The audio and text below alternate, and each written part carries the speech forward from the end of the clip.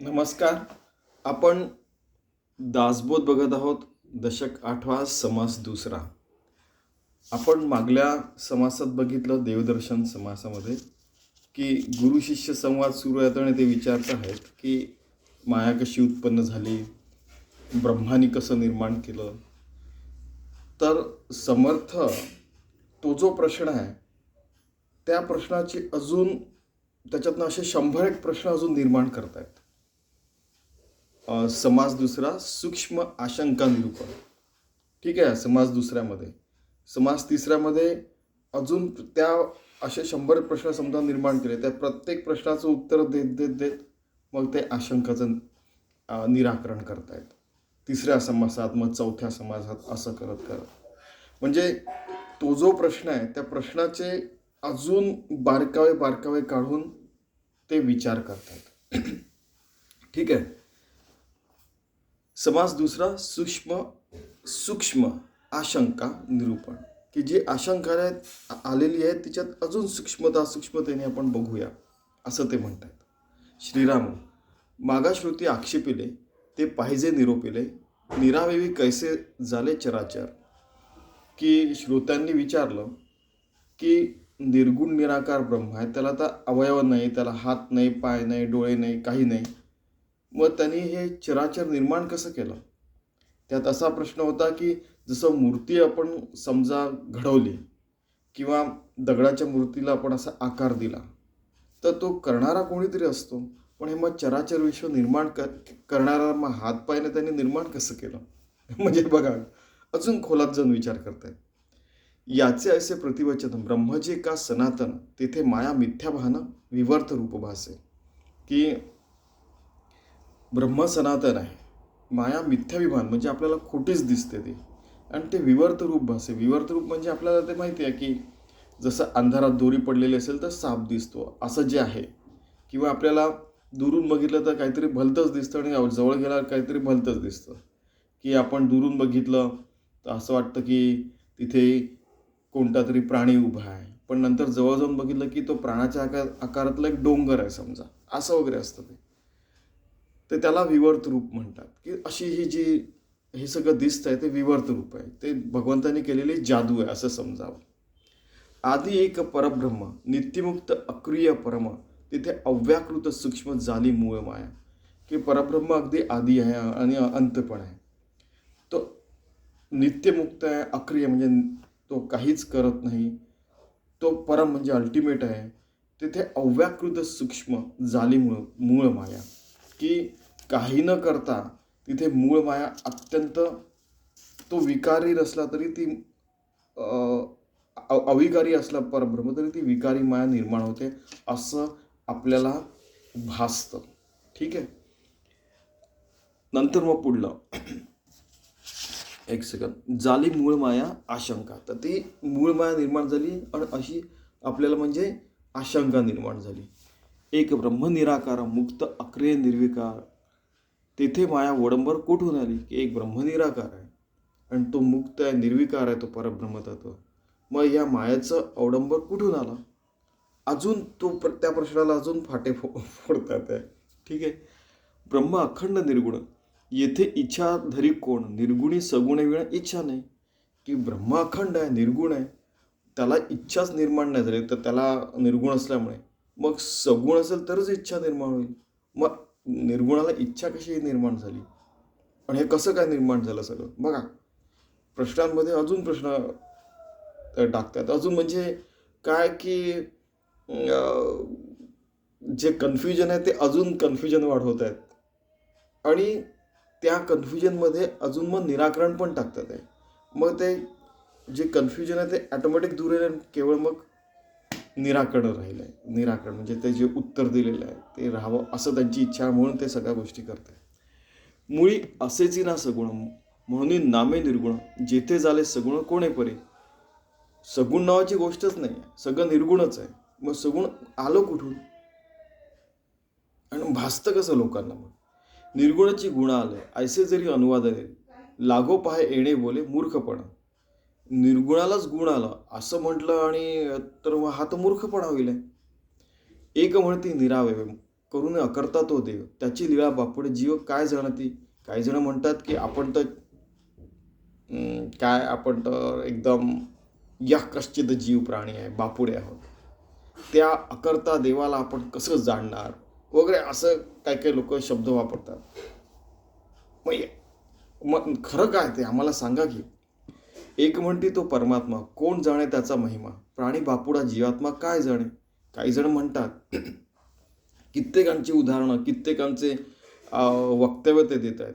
मागचं एक झाला तर दुसरं असं आहे. खरं तर हे कित्येक दुसरं तिसरं म्हणताच येत नाही, कित्येक असे वक्तव्य आहेत. एक म्हणते तो परमात्मा, कोण जाणे त्याचा महिमा, प्राणी बापुडा जीवात्मा काय जाणे. छोटासा जीव त्या परमात्म्याला कसं जाणणार आहे, नाही की नाही, असं काही जण म्हणतात. अजून म्हणजे तुम्ही तर म्हणतात आहे, पण इतर लोकही काय म्हणतात ते बघा जरा, आणि मग आपण त्याचं निराकरण करूया, असं ते म्हणतात. उगाच महिमा सांगती, शास्त्रार्थ अवघा लोपिती, बळेची निर्गुणास म्हणती करून या करता. उगाच लोक महिमा गातात, नाही देवा तू खूप मोठा आहे, तूच सर्वस्व करणार आहे, स्वतःच्या इच्छा पूर्ण करून घेतात. ना, शास्त्रार्थ अवघा लोपिती, अगदी पूर्ण शास्त्रार्थ टाकतात की बाबा तू असा आहे, तू तसा आहे, त्याचे श्लोक म्हणतात, त्याचे गुणगान करतात, महिमा गातात, ते म्हणतात. बळेची निर्गुणास म्हणती करून या करता, तू त्या निर्गुण परमात्म्याला तू सगळं करूनही अकर्ता असं म्हणतात. बघा हा, असे काही जण म्हणतात. अजून काही लोक ते काय म्हणतात, मुळी नाही कर्तव्यता, कोण करून अकर्ता, करता अकर्ता हे वार्ता समूळ मिथ्या. देवाला काही कर्तव्यता नाही काय, हो काहीच नाही, तो करून अकर्ता आहे. आणि करता आहे, अकर्ता आहे, पण त्याची वार्ता आपण सांगतो. बघा हे सगळं तर सुरू आहे की नाही. मग हे समूळ मिथ्या असलं पाहिजे, नाही का, असं काही जण म्हणतात. ठीक आहे. पुढले अजून काही लोक, जे ठाईचं निर्गुण तेथे कैसे करते पण, तरी इच्छाधरी कोण सृष्टी रचाव्याची. की जो निर्गुण आहे, ठाईच मुळातूनच तो निर्गुण आहे, तो काय कर्तव्य पण आपल्याकडे घेत नाही. त्याच्याजवळ मग इच्छा कशी निर्माण झाली, तरी सृष्टीची रचना कोणी निर्माण केली, तो तर करूनही अकर्ता. मग आता आपण काय करावं, म्हणजे ते पुन्हा देवाशी एकरूप होण्यापेक्षा, योगी होण्यापेक्षा, भक्त होण्यापेक्षा ते या कन्फ्युजन स्टेटमध्ये राहायचा प्रयत्न करतात, असं त्याचा अर्थ निघतोय. इच्छा परमेश्वराची ऐसी युक्ती बहुतेकांची, परी त्या निर्गुणाची इच्छा कैसी ते कळेना. की परमेश्वराची आपण इच्छा करतो, आणि बहुतेक लोकांची आपण युक्तीनी तो युक्तिवाद आपण ऐकतो, की त्या निर्गुणाला इच्छा कशी झाली हे काय कळत नाही बाबा. पण हे तर आपल्या कल्पनेच्या परे आहेत बरं का, त्यांच्या तुम्ही गप्पा टप्पा ऐका बघा. तरी हे इतुके कोणी केले, किंवा आपणची झाले, देवे वीण उभारले कोणी परी, हे सगळं तयार केलं तर देवाशिवाय कोणी निर्माण केलं, मग हे झालंच कसं निर्माण. ठीक आहे. असे काही लोक म्हणतात. देवी गुण झाले सर्व, मग देवाचं काहीचा ठाव. इथे देवाचा अभाव दिसून आला की देवाविना हे सर्व झालं. मग हे कसं काय, मग देवाचा अभावच आहे, मग तर देवच नाही, मग आम्हाला सांभाळणारा देव नाही, तर मग आम्ही भक्त कसले. म्हणजे या सगळ्या गोष्टी अजून निर्माण करतात. आणि असे काही म्हणणारे लोक असतात. देव म्हणे सृष्टी करतात, तरी एवम पाहे सगुणता, निर्गुणपणाची वार्ता देवाची बुडाली. सृष्टी करता देव म्हटला तर सगुणता आली, पण तो तर निर्गुण आहे, मग देवाची संकल्पनाच बुडाली. आयकोनोक्लास्टिक निरीश्वरवाद आहे का हा. मग बघा तुम्ही, देव ठाईचं निर्गुण, तरी सृष्टी करता कोण, कर्तेपणाचे सगुण नाशिवंत. देव मुळातच निर्गुण आहे, मग सृष्टी कोणी निर्माण केली. मग कर्तेपणा तर सगुणाला असतो, आणि पण तर सगुण तर नाशिवंत आहे. मग आता हे निर्माण कोणी केलं, झालं अजून कन्फ्युजन ॲड करतात. ठीक आहे. तर असे बरेचसे विचार असतात. ठीक आहे. आणि असणं चांगलं आहे एक प्रकारे, की विविध विचारांचे, विविध पंथांचे लोक असले तर आपल्याला खरा परमात्मा काय ते कळतं, खरं पाहिलं. येथे पडिले विचार कैसे झाले सचराचर, माया म्हणून स्वतंत्र, तरी हे विपरीत दिसे. आता अजून एक विचार आहे की सचराचर माया स्वतंत्र आहे असं म्हटलं तर मग मायाला शक्ती कोण देतं, हे तर विपरीतच दिसतं. की निर्गुण निराकार परमात्मा आणि माया एकदम पॉवरफुल झालेली आहे, हे तर विपरीत दिसतं. देव सर्वतोपरी सर्वात मोस्ट पॉवरफुल आहे. मग हे कसं काय झालं? अजून एक आता अजून काही लोक काय म्हणतात बघा, माया कोणी नाही केली, हे आपणची विस्तारली, असे बोलता बुडाली देवाची वार्ता. की माया कोणी निर्माण नाही केली बाबा, हे सगळे मिराज आहे, हे सगळं भासमान आहे. मग असं म्हटलं तर ती निर्माण कशी झाली? मग देवाची वार्ताच बुडली, म्हणजे देव नावाची वस्तूच अस्तित्वात नाही. बघा की साधू संत बघा कधी कधी ऐकून प्लास्टिक एकदम निरीश्वर वादच्या टोकापर्यंत पण जातात. म्हणजे हा विचार व्हायलाच पाहिजे, असंही त्यांचं मत आहे. देव निर्गुण स्वतः सिद्ध, त्याशी मायाशी काय संबंध, असे बोलता विरुद्ध दिसून नाही आलं. की निर्गुण तर स्वतः सिद्ध परमात्मा आहे, मग त्याला मायेचं काय घेणं देणं आहे? मग म्हणजे आपलं एकदम विरुद्धच झालं. पण आपल्याला दिसते यार, आपला देह आहे, आपल्याला चिमटा घेतला तर भासतं. मग हे निर्माण कसं झालं, असं त्यांनी विचारलेलं आहे. आता काही अजून लोक काय म्हणतात बघा, देवीनं नुसती माया कोड नेल विल्या, आम्हा भक्ता सांभाळा कोणीच नाही. आता ही नुसती माया आहे म्हटलं आणि देवच नाही म्हटलं, तर मग आपला सांभाळ करणाऱ्या भक्तांना सांभाळणारा देव कुठे आहे? मग कोणीच नाही राहिलं ना. मग आहे की नाही? पण देव तर आहे, आम्हाला आमचा तर तो सांभाळ करतो, आहे की नाही? मग हे कसं काय सुरू आहे बाबा देवा? म्हणजे ते अजून अजून खोलात जाऊन बघतायत ते. म्हणून माया स्वतंत्र ऐसा न घडे की विचार, मायास निर्मिता सर्वेश्वर तो एकच आहे. म्हणून माया स्वतंत्र आहे असा विचार केला, पण तिला निर्माण करणारा सर्वेश्वर एकच आहे हे लक्षात घ्या तुम्ही. आणि पण तो करून या करता हे पण लक्षात घ्या. आणि भगवंताचं स्वरूप जे आहे ते सर्व गोष्टींच्या पलीकडे, या शब्दांमध्ये ते पकडता येणार नाही, आपल्याला ते समजावून सांगतात. तरी तो कैसा ईश्वर, मायेचा कैसा विचार, तरी आता सविस्तर बोलिले पाहिजे.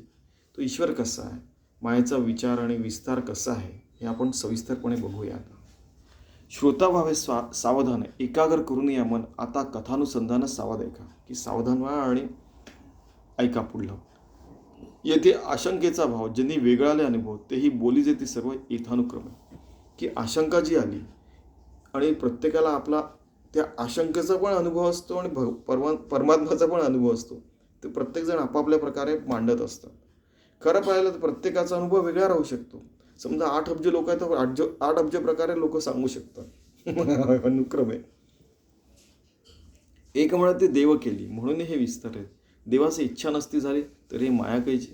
काही जण म्हणतात की देवाने हे केलं, सगळं विस्तारलं आहे, देवाला इच्छा नसती झाली तर ही निर्माण कशी झाली असती. ठीक आहे, पुन्हा म्हणजे ते रिव्हिजन करून पण ते कन्क्लुजनला आणतात आहे की मग हे कसं काय निर्माण झालं. एक म्हणते देव निर्गुण, इथे इच्छा करी कोण, माया मिथ्या आपण झालीच नाही. कोणी म्हणतात की देव निर्गुण आहे, इच्छा करणारा कोणीच नाही, माया तर मिथ्या आहे, जादू निर्माण झालेली आहे, खरं तर ती झालीच नाही आहे. दुसरे काही म्हणतात की मागचे जे प्रश्न आहे त्यांना हे उत्तर देतात आहे, लोकांनी दिलेले उत्तर देतात आणि मग त्याला एक्सप्लेन करून सांगतात आहे. तोच जो वादविवाद आहे त्याला. एक म्हणते प्रत्यक्ष दिसे, तैसी नाही म्हणता कैसे, माया हे अनादी असे शक्ती ईश्वराची. ही प्रत्यक्ष दिसते माया, ती अनादी शक्ती आहे, ती भगवंताची शक्ती, एवढं लक्षात घ्या. तिच्या थ्रू भगवंतच ॲक्ट करतो आहे असं काही जण म्हणतात. एक म्हणती म्हणजे काही जण असं म्हणतात. एक म्हणती साच असे तरी हे ज्ञान कैसे निरसे, साच्यासारखीच दिसे परी हे मिथ्या.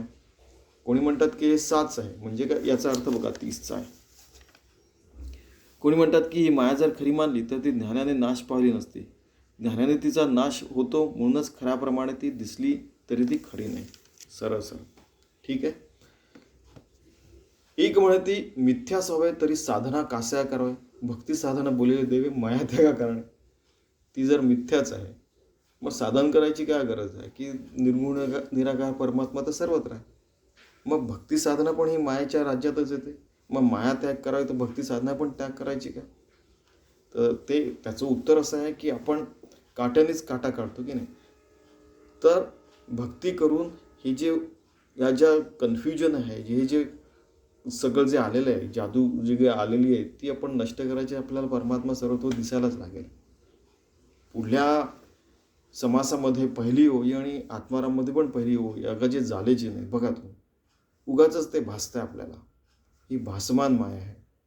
पण तरी आपल्याला सर्व नियम पाळून सर्व व्यवस्थित करून योगी भक्त होऊन आपल्याला सर्व 24 तास आपल्या प्रत्येक हालचालीतनं, श्वासातून, डोळ्यांच्या उघडझापेतून, विचारातनं आपल्याला भगवंताची पूजाच करायची आहे. लक्षात ठेवा.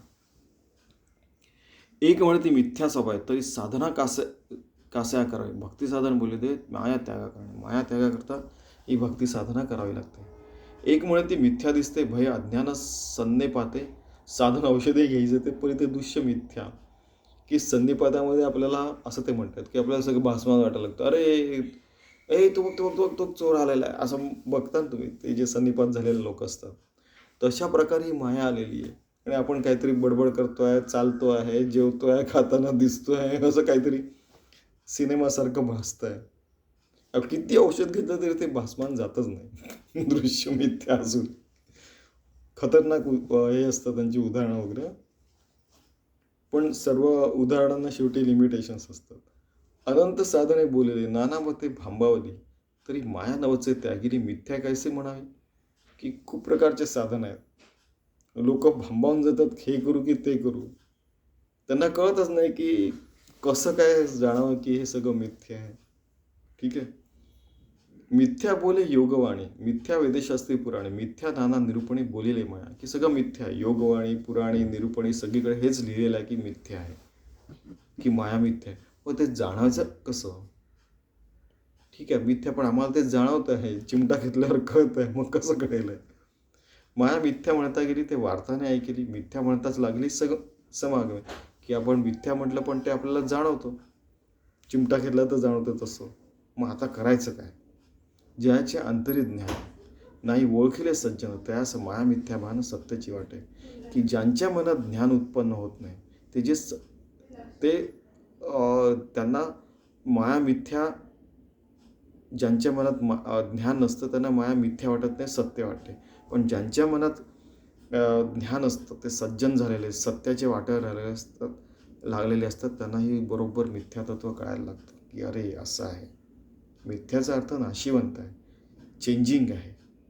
आणि जेवढा वेळ आपल्याला जे सत्कर्म करायचे ते बरोबर कुणाचं नुकसान होणार नाही असं ते सगळं करून व्यवस्थित काम करायचं आहे. ठीक आहे की नाही. मर्यादा पुरुषोत्तम राम, मर्यादेमध्ये राहून हे सगळं करायचं असतं. जेणे जैसा निश्चय केला त्यासी तैसाची फळाला, पाहे तोची दिसे बिंबला तैसी माया. की ज्याने जो निश्चय केला तसाच त्याला फळ आला. म्हणजे आणि त्याच्या मनात तेच बिंबतं. आणि खरं तर ते पण मायाच्या राज्यात असतं. पण तरी आपण परमात्माचं स्वरूप हे घट्ट पकडून ठेवायचं, योगी व्हायचं, भक्त व्हायचं, भगवंताशी एकरूप व्हायचं आणि त्याच भावात राहायचं. तर आपल्याला आपोआप लक्षात येतं की अरे हे असं आहे. ठीक आहे. आणि ती जे असं जे वाटतं ती माया असं ते म्हणतात. एक म्हणत ती माया कैची आहे ते सर्व ब्रह्मची, थिजल्या विखुरल्या घृताची ऐक्यता नामुळे. की माया कुठे आहे. सर्वत्र परब्रह्म तत्वस्थ आहे. सगळीकडे थिजलेलं आहे. म्हणजे एकदम कुठून सर्वत्र ते भरलेलं आहे. की जसं दुधाचं काय ताक, समजा दही, मग ताक, मग तूप, लोणी, मग तूप, आणि मग ती बेरी वगैरे होते. त्या बेरीची मातीचा गणपती वगैरे आठवत असेल तुम्हाला ते. तर ते तशा प्रकारे ते आपल्याला जाणवतं ते सगळं. थिजले आणि विखुरले हे स्वरूपही नाही बोलले, साहित्य भंगले येणे बोले. म्हणत एक की अरे साहित्य वगैरे, मग ते जे म्हणतात की सगळं थिजलं पण आहे आणि विखुरले पण आहे, घट्ट पण झालेलं आहे आणि विखुरले पण आहे. तर मग आपण जे म्हणतो की हायली डेन्सली पॅक, कुठून सर्वत्र परब्रह्मतत्व भरलेलं आहे. मग माया कशी दिसते आपल्याला. मग स्वरूप आहे ते भंगलं नाही का. साहित्य जे आहे ते भंगलं नाही का. म्हणजे ते खोटं आहे असं नाही का. पुन्हा आयकोनोक्लास्टिक म्हणजे पुन्हा निरीश्वरवाद, अस्तित्ववाद, सगळ्या गोष्टींचा घोळ घातलेला एकदम. आणि त्याच्यातनं मग समजून सांगितलं आहे बघा.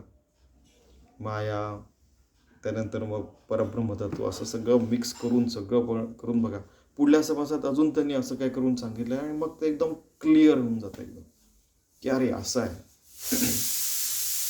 एक म्हणते एकची देव, तेथे कैसे आणले सर्व, सर्व ब्रह्म हे अपूर्व आश्चर्य वाटे, की देव एकच आहे. मग हे सगळं एकोम बहुश्याम, बहुश्याम आलं कुठनं मग, आहे की नाही? अरे बाबा तू निर्माण केलं असं त्याला म्हणायची वेळ येते. मग एक म्हणते एकची खरे, आणूही नाही दुसरे, सर्व ब्रह्म येणे प्रकारे सहजच झाले.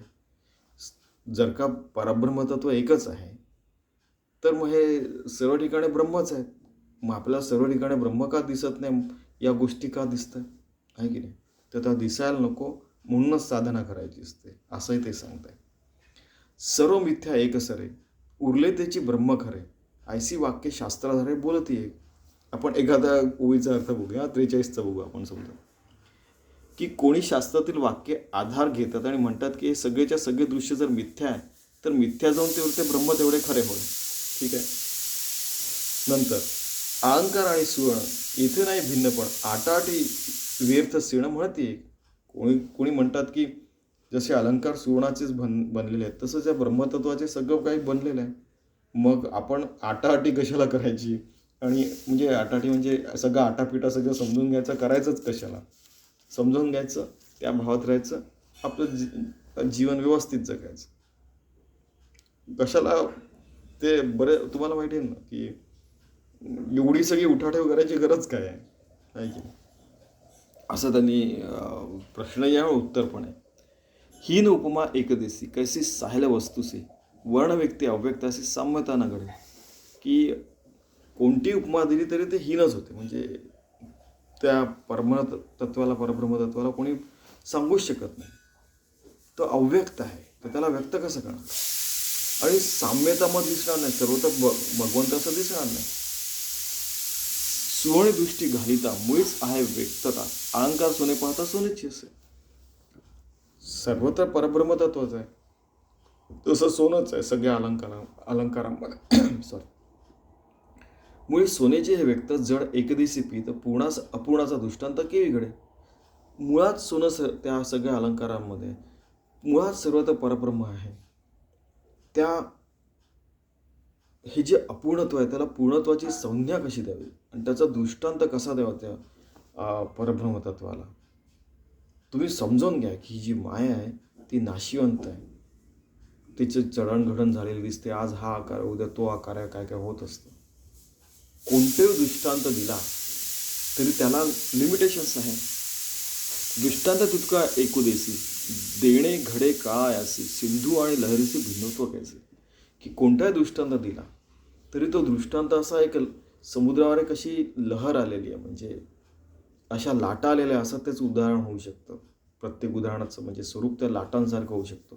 समुद्र एकदम मोठा आहे, असा निर्गुण निराकार परमात्मा अगणित आहे, त्याच्यावर एवढे छोटे छोटे लाटा आलेले आहे आणि त्याची ती माया असं समजा तुम्ही, असं त्यांचा बोलण्याचा अर्थ आहे. तर त्याच्याकडे त्या छोट्याशा गोष्टीकडे नका बघू, अशा निर्गुण निराकार परमात्माकडे बघा, त्याच्याशी एकरूप राहा. भिन्नत्व नका अनुभव, अभिन्नत्व अनुभव, असं त्यांचं म्हणणं आहे. याचं ट्रान्सलेशन केलं तर तुम्हाला भलतंच दिसेल ते, बघा तुम्ही.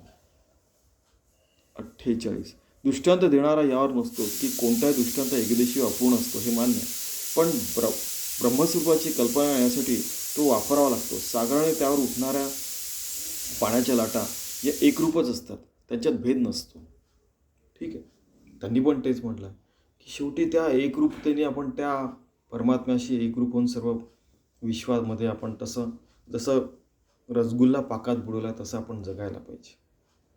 की सुंदर, म्हणजे एक से बडकर एक आपल्या इथे साधू संत आणि सुगृहिणी असतात. म्हणजे ते माहिती आहे ना तुम्हाला, त्या संन्याशांनी जे असं तो ध्यानाला बसला, त्याला 2 पक्ष्यांनी त्रास दिला, त्यांनी असं बघितलं तर ते भस्मसात होऊन जातात. मग तो एका सुगृहिणीकडे येतो, तो म्हणतो की माझ्या पतीची सेवा करताय.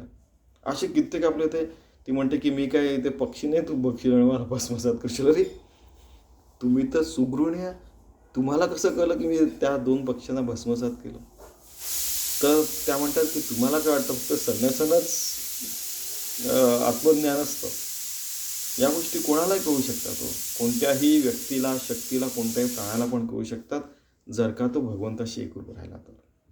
पण त्याच्यात आपल्याला वेळ वाया नाही घालवायचा, असं ती सुगृहिणी त्याला म्हणते शेवटी. उत्तम मध्यम कनिष्ठ, एका दृष्टांते कळे स्पष्ट, एका दृष्टांते नष्ट संदेह वाढे.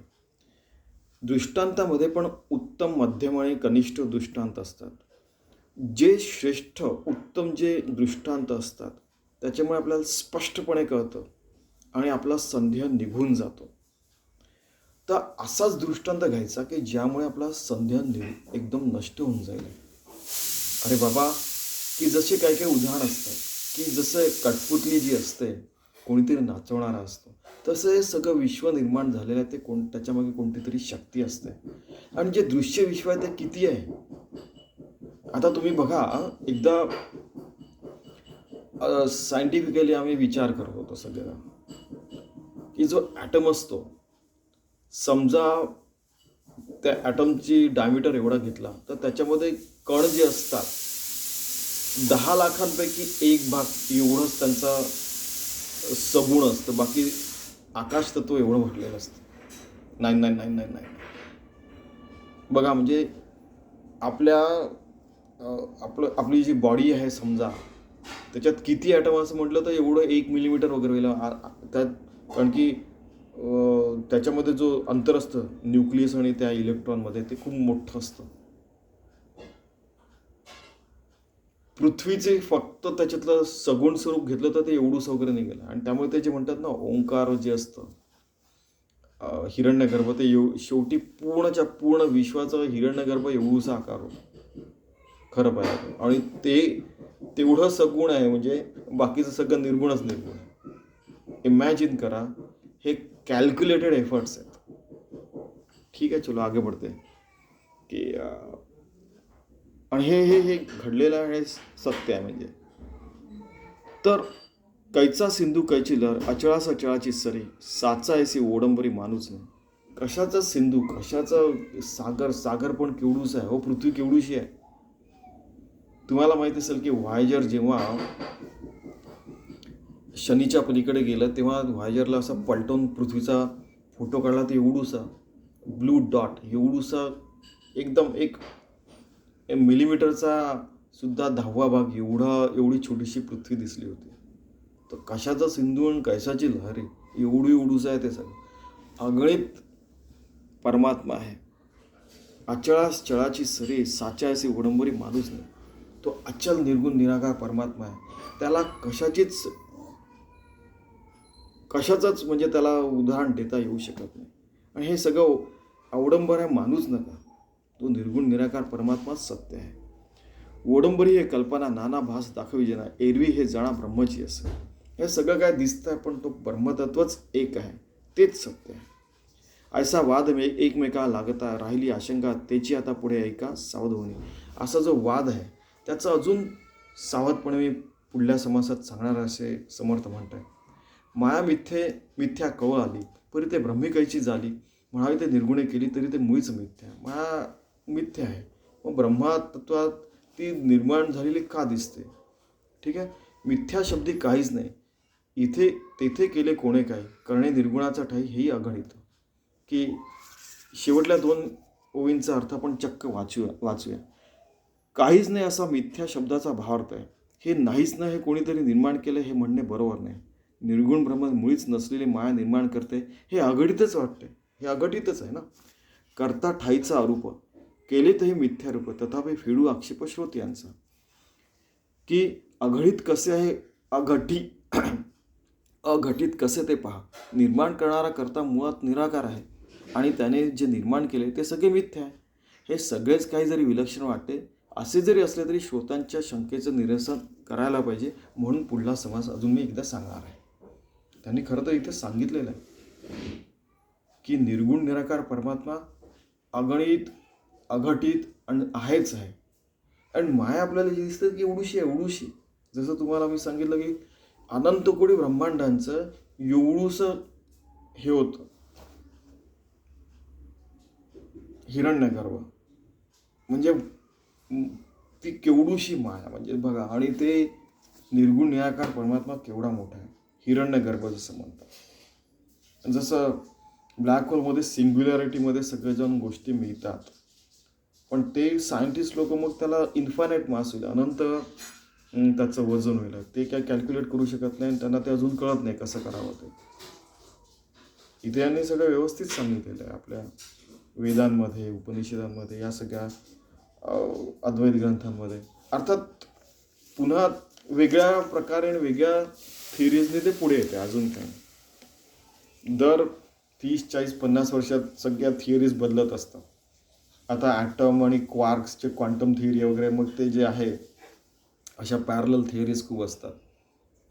स्ट्रिंग थिअरी वगैरे पण आहे. अशा अजून काय काय थिअरीज येतील पुढे.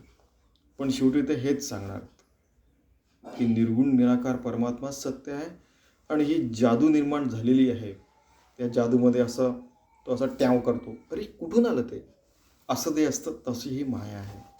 तर त्याच्यात आपण 2% बुद्धीनेच काम करायचं असतं, ते होऊन जातं काम. 98% भगवंताजवळ ठेवायचं. आणि कोणी उठतं, कोणी म्हणतं की 2% सक्सेसफुल आहे असं समजायचं नाही. सगळे सक्सेसफुल आहे. सगळे निर्गुण निराकार परमात्माशी एकरूप आहे. ठीक आहे.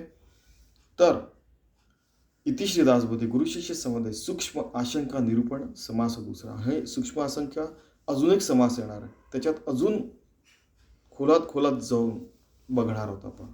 ठीक आहे. सूक्ष्म आशंका, की जी सूक्ष्म आशंका आहे की माया निर्माण कशी झाली, हे दिसते का बरं, त्याचं निरूपण समर्थांनी सांगितलं की नाही, ते छोटूस आहे, ते दिसतं, भासतं, ती जादू आहे आणि आपल्याला चिमटा घेतला तर कळतं. पण आपण समजायचं की याच्याही पलीकडे निर्गुण निराकार परमात्मा आहे. आपल्याला योगी व्हायचं आहे, भक्त व्हायचं आहे, विभक्त नसावे तरीच भक्त म्हणावे असं व्हायचं आहे. आणि 24 तास आपली भगवंताची पूजा आपल्या श्वासातून, डोळ्यांच्या उघड झापेतून, बुद्धीतून, चालण्या बोलण्यातून सतत भगवंताची सेवा कशी होत राहील, भक्ती कशी होत राहील, 24 तास कसं कर्महीच पूजा होत राहील, हे आपण प्रयत्नशील राहायचं. यालाच परमार्थ म्हणतात आणि तसं परमार्थी जीवन आपण जगायला पाहिजे. ठीक आहे. हेच याचं सारांश आपण घेऊ शकतो. धन्यवाद.